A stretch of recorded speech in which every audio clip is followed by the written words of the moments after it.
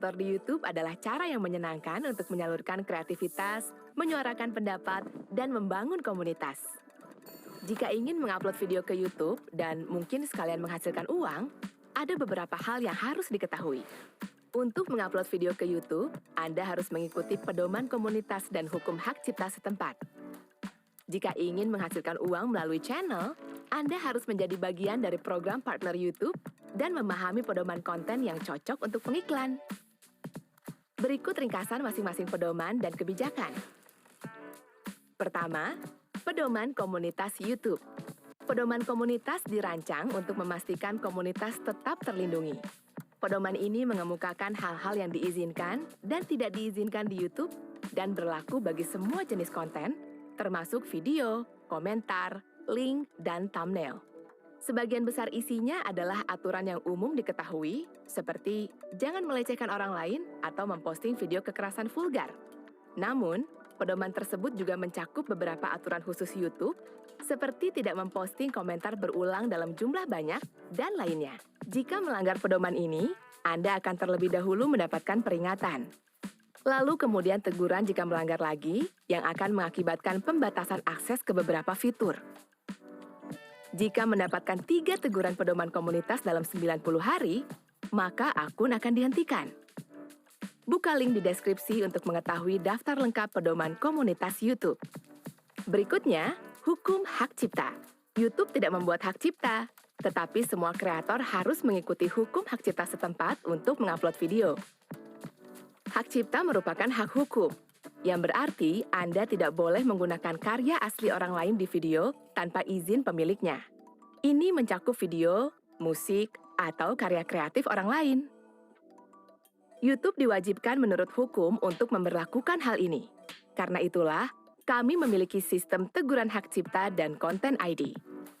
Jika pemilik hak cipta mengajukan keluhan hukum yang valid ke YouTube, yang dikenal sebagai permintaan penghapusan, kami akan menghapus konten Anda dan Anda akan menerima teguran hak cipta. Ada 3 cara untuk menyelesaikan hal ini.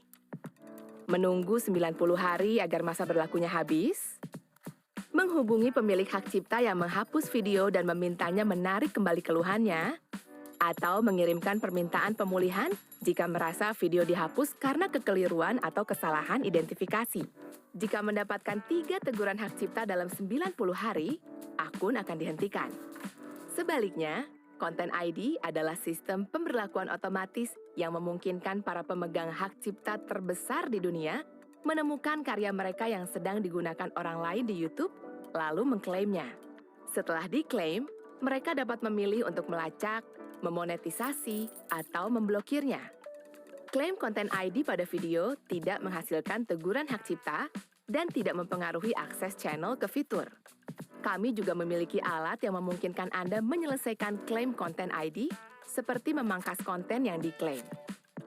Anda dapat menemukan alat ini dan melihat klaim Content ID atau teguran hak cipta yang aktif di YouTube Studio.